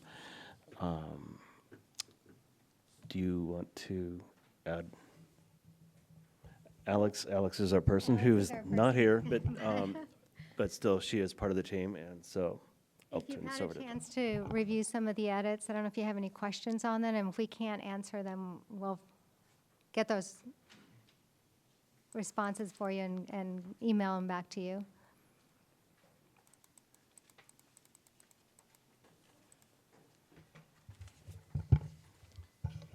Councilwoman Cassidy? Thank you. I feel because the disclaimer is in there, and potentially large and bold, then that helps on the things that we might, be harmful to our constituents or different things like that. So it has to be in there because they're forcing our hand. You guys have done a good job at doing what you can. So, thank you. Yeah, thank you. Yeah, our challenge was to meet the new requirements, but not necessarily turn the culture here upside down and completely reinvent Sedro-Woolley through the process. So we hope that, Department of Commerce has reviewed this, so they've not added any comments so far to date on this, and so I think we can feel pretty good about it. Councilman Carr? Yeah, I just wanted to say, I do appreciate the priorities that include, some potentially disastrous things that could confront Sedro-Woolley, most especially flooding and wildfire. So I think having that as a high priority also makes us know that we need to be prepared for these disasters. Thank you. One change to policy that stands out to me that we did talk about last time I looked at this. We had policy GHG 8.2, where we had said prioritize converting public fleets to zero-emission vehicles. We changed the language to investigate through a cost analysis the feasibility of converting public fleets. So that allows us a chance to look at the cost of doing so, and if it makes sense, we could pursue it, and if not, then we don't. So, thank you. I appreciate you changing some of the things that I had for my notes. That was very appreciative. not all of them, but of course, like you said, we gotta blend the line, it seems. I would like, if we can, at the beginning of the climate element, since it's new, to state the amount that it costed or that we've spent on the climate element development. That might not be something the council wants to see, but it does make sense because it's in transparency for the community to go, okay, this element that has been brand new has been added in with this much money in research in addition. So that way people could see where their money went for our community. Councilman Cox? Would that include the fact that wasn't a lot of that covered by the grant? It would be all of it. The grant would be, I think all of it was covered by the grant, but it would just be a statement because the grant is still our taxpayer money. The government gets no additional money besides our taxpayers. Yeah, got it. Thank you. Councilman Dion? Right. So, again, just want to emphasize that I'm looking for 3 different areas, what the state requires, what Sedro-Woolley is choosing, and what the city can realistically implement. And so what are the first measurable climate actions this plan commits the city to, and how will this council know in 2 years whether those actions are happening? And then if the council directs 1 or 2 targeted edits, what does that do to the adoption and timeline, excuse me? Councilman? Do you want me to I can respond. I think you're going to have to give us a little time to respond to your question, but we do have that in your comments. Perfect, thank you. Councilman Henderson? Thank you. In policy GHG2.1, it's the section that prioritizes the adaptive reuse of buildings, recognizing the emission reduction benefits of retaining existing buildings. Does that tie into our capital improvement plan at all?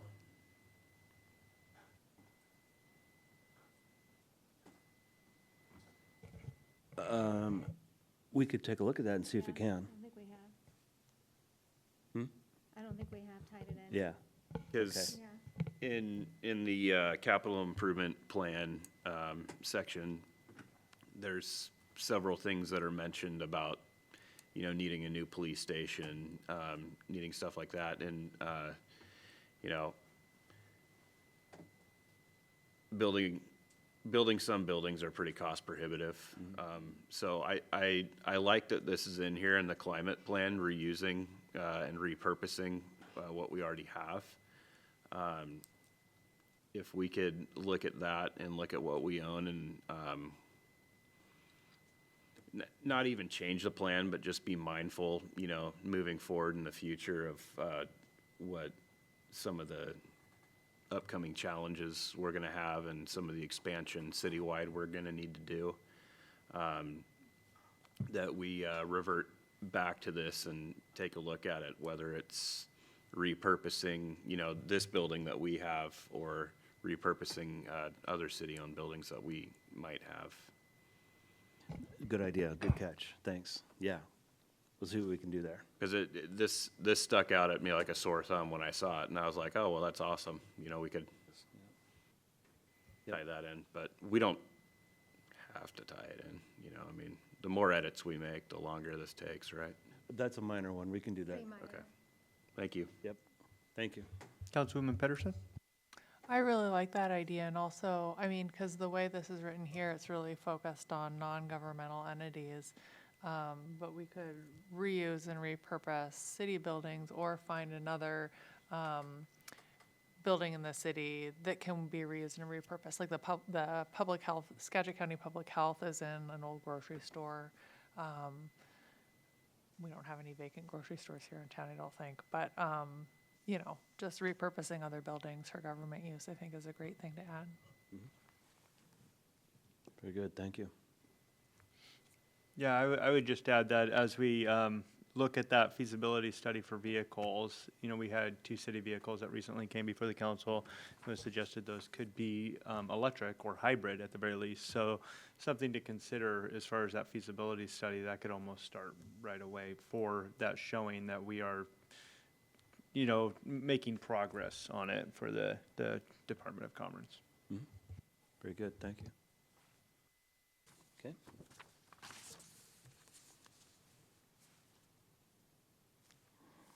Any other comments on that? I had just one on the overall plan. So on the original plan that I read that I had the comments on, I noticed a drift in pages starting off from the beginning. And so by the time we got to the end, which is right now about page 259 or two around there, I had page 251. So somewhere we added 8 pages within the plan. And I was wondering from the last plan that was provided, the last draft, before the edits were made, it didn't look like there was a lot of additional language. So I was just curious on maybe font or picture size or something like that. And you can see that in the council packet that we got back in, I believe it was December or early January when we were asked to give feedback and give notes. That's the one I downloaded. And then I weighted against this one, and I noticed that there was a sizable drift. Yeah, it could be formatting, it could be, if you add a sentence to one paragraph, then it suddenly bumps it onto another page. You know, you look at page 260, there's like 3 sentences on there.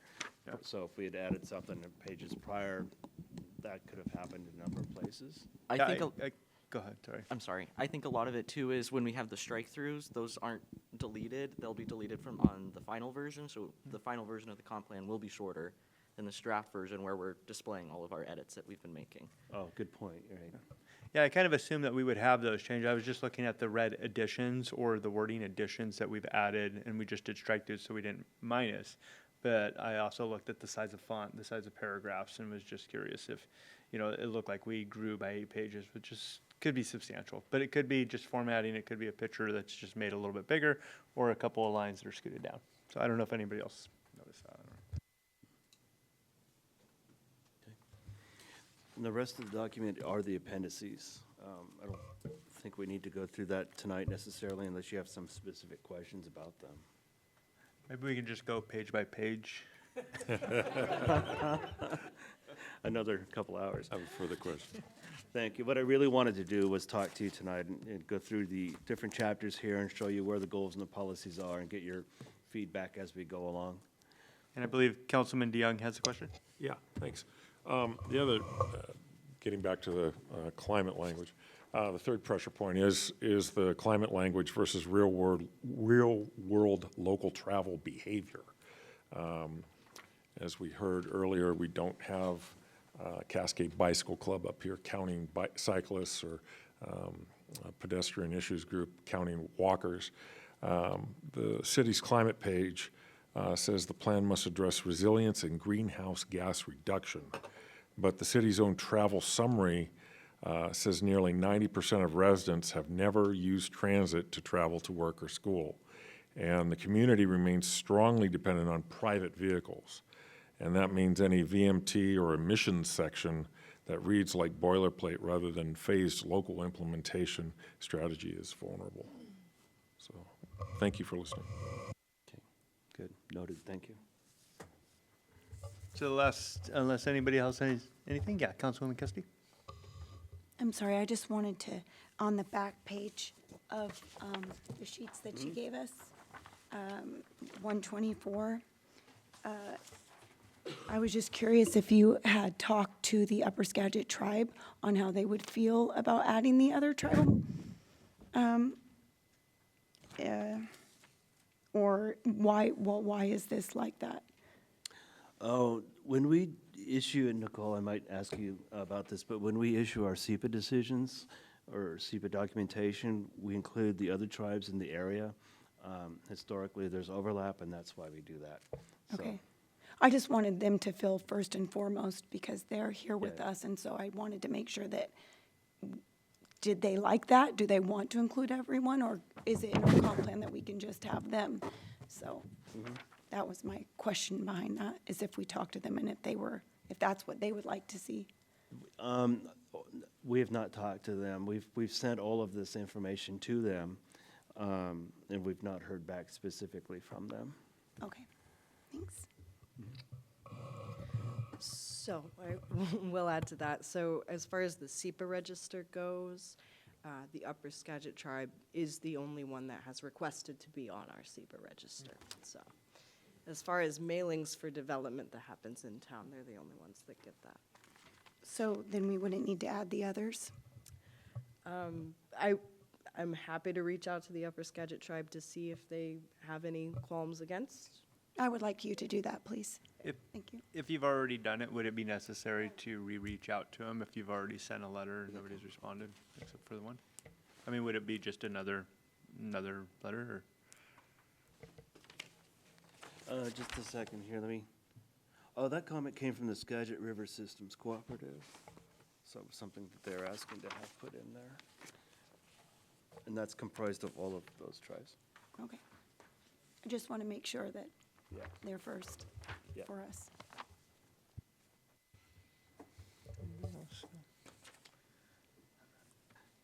So, Director Glover, if we can get a digital copy of this guy, that would be great. And then I this think, thing, yep.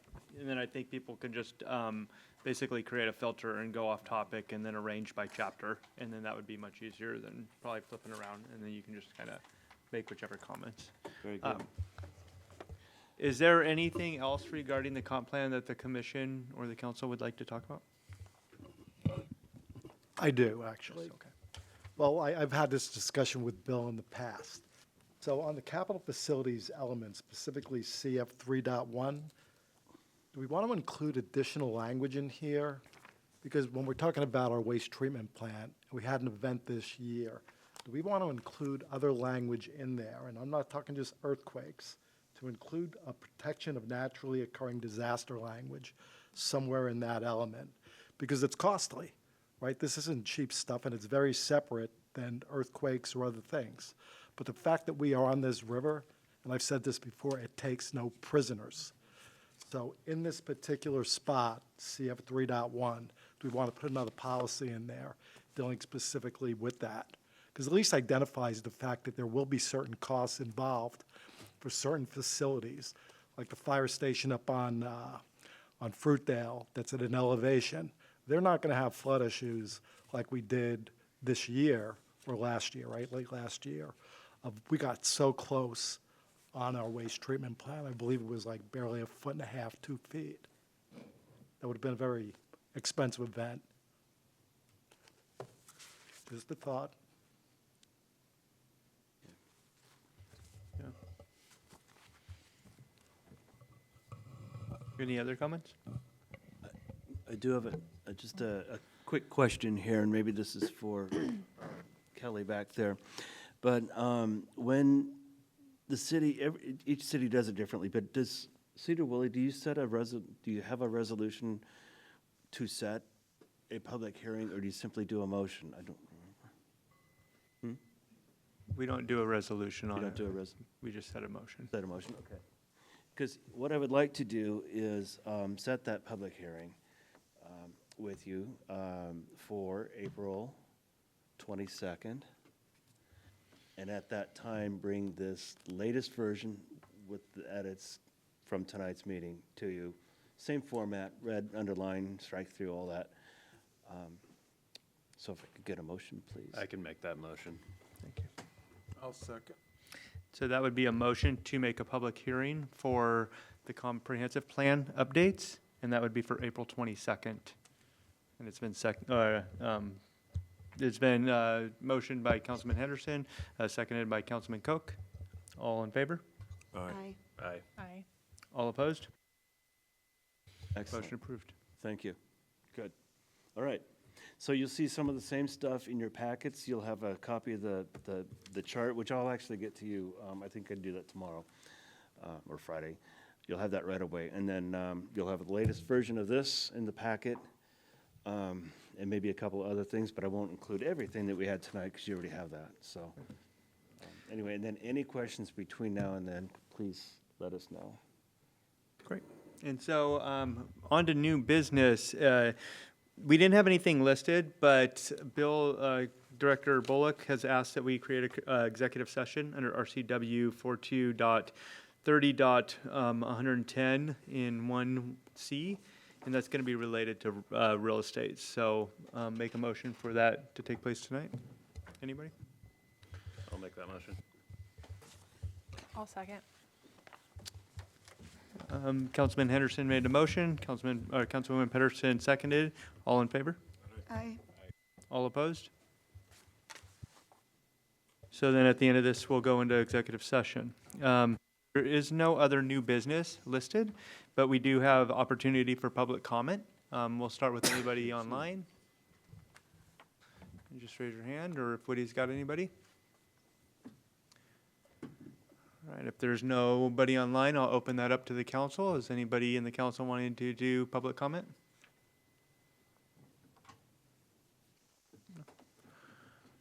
All right, I'll officially close public comment here at 7:44. So we will have our executive session, and then just to be clear, that should be for 10 minutes. 10 minutes. Sweet. All right, and we'll be back out in 10 minutes. Thank you.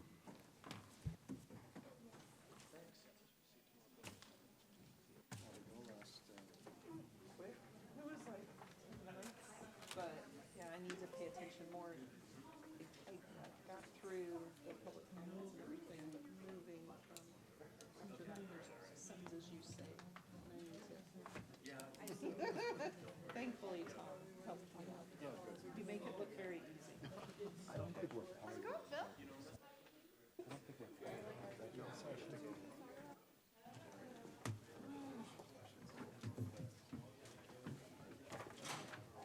How was the wedding? Awesome. How was your weather and how was your transportation getting The night there? before it was 30 below, and the wedding was in a barn, but they had it well heated with a big deal. And I was thinking the about day you. of the wedding, beautiful sunshine, cold. Okay. Maybe 3 feet of snow, pretty fresh, and piled up like tractors moved it out of the way so it could all park. But it was awesome.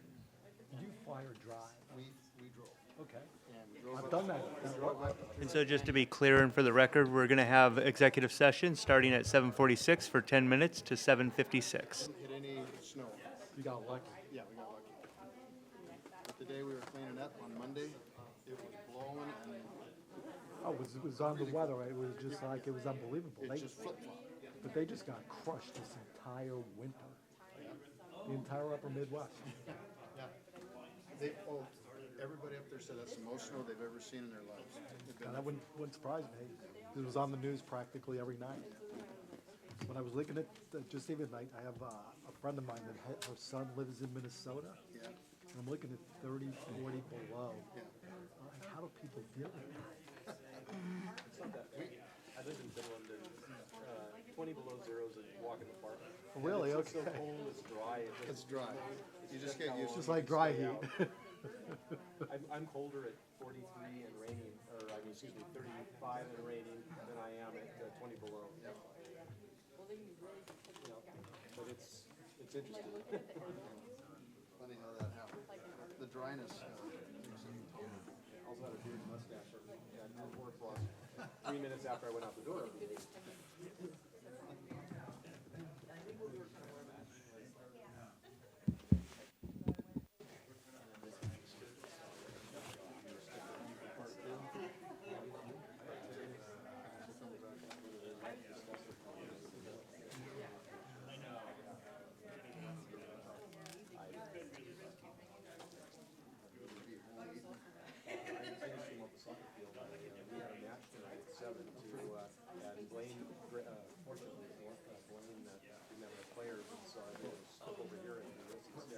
I get paid to do those, so I have to do that.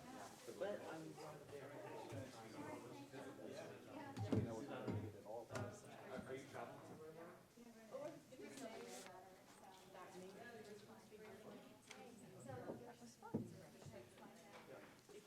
I'd work went into that.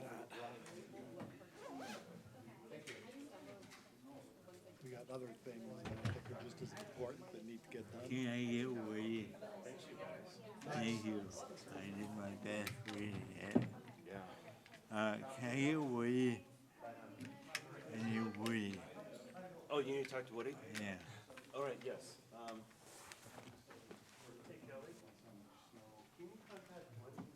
See you guys later. I'll see you in a couple of weeks.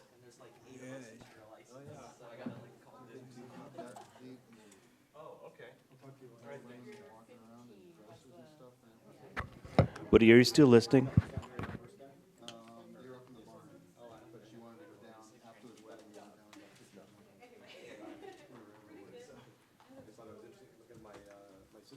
If you are, can you come downstairs, please? Well, they did the same thing, they went to an outdoor site, it wasn't that kind of a winter site, but they drove the horse back and came in, and when they tied them up, and Barry got married, and they got the horses, and went back and they got the Hour 45. Oh my God, you're right on it, you guessed it. Too cold for that, no, I get it.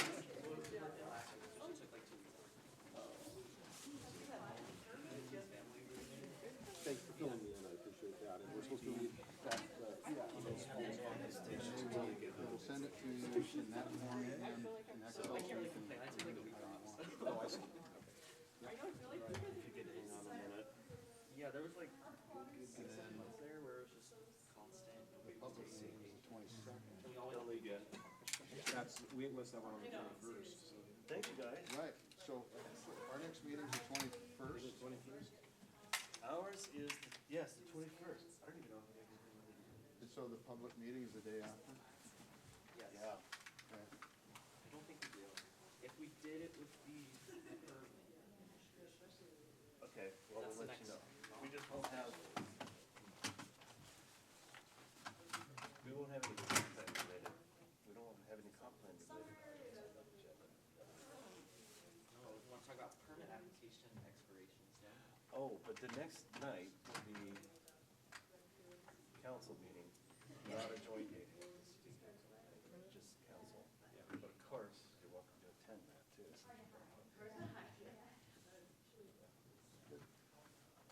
Are we gonna look more at the cottage cluster? Yeah.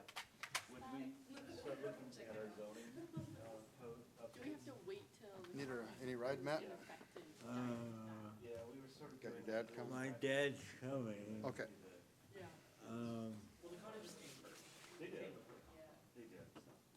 We just I couldn't. wanted to see if Woody's here. You want to what? I wanted to see if Woody's here.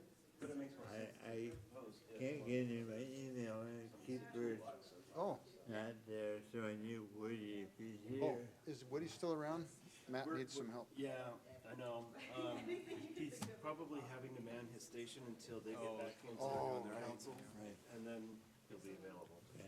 So, I'll have my dad come. Okay. Have a good evening.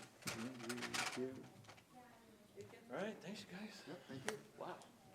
We're getting there. Getting there, yeah. So we're the comments, this is all the comments that were submitted regarding what we did in the, what we submitted from the planning commission to the Yeah. city council. Yeah. So it's not planning commission comments, it's. No, it's council. outside groups and agencies. Yes. All right. So I'll read that up for what is it next? 2 weeks. Yes. 21st. Yeah. Okay, excellent. All righty. Thank you. See you later, Tom.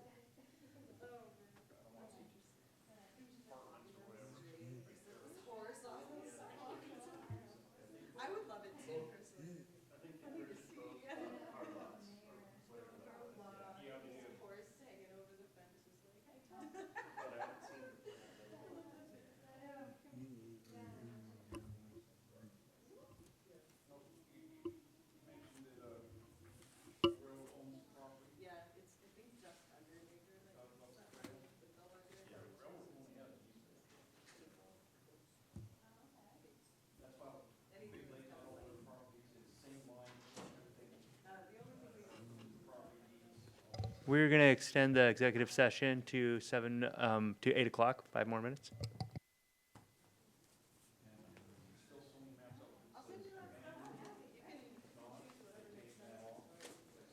Some of it's a little. Seems to do the trick. Too many garbage lots.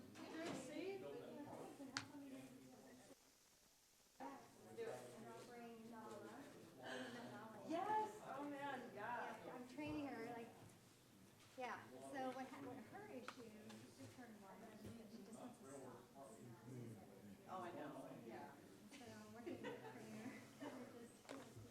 Keep on going, yeah. Well, what breed is she again? She's a lab. She's a lab, okay. They're very distracting. Yeah. But that's okay, yeah. Yeah. Well, thankfully, yeah, it's the herding instinct with Jax. Like, he does that, but he always would check in with me, and he realizes that I've gone a little bit farther than he likes, and he's like, okay, I gotta go. Yeah, and then I noticed he was checking, always checking on her. Yep, he'll go front to rear, make sure everybody's all together, yeah. Just Tom. Yeah. I'm glad you got the chance to meet him. Yeah. I really love him. Be right back. Yeah. Bill, you gotta meet my dog. Super cute. Yeah, my dog. Yeah. Bye, guys. Thank you. I bring him in. Nice to see you. Bye.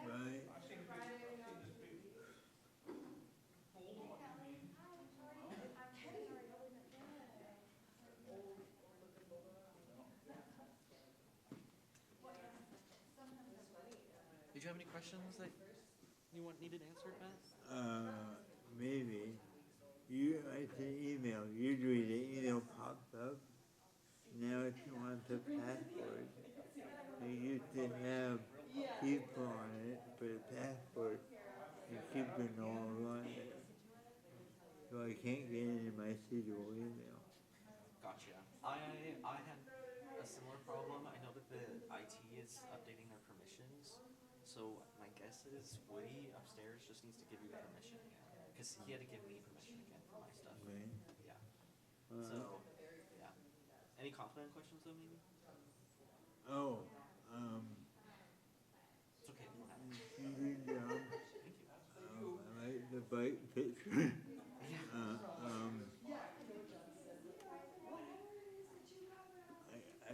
don't, I'm sorry. That's okay. If any come up, you can email us. Thank you. Just got a meeting about land. They all came out, bought the islands together. It's like, nobody knows this. The city, the people of this town, yes. They could have bought the Pioneer Market for $800,000.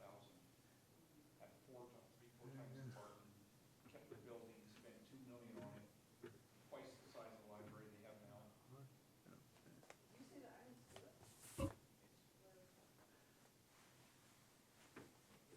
Where the library Yeah, is. that's why I think I It's looked. where the library is now. Oh, I heard it was.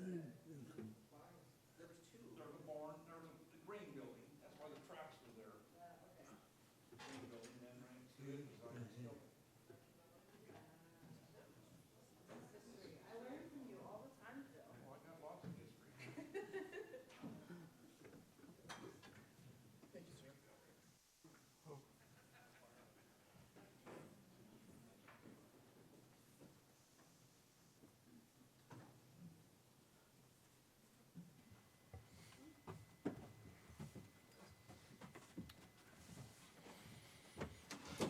So we're going to end executive session as the council comes back, and there has been no change or nothing, no action to discuss.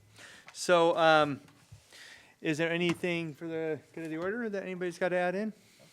No? Okay.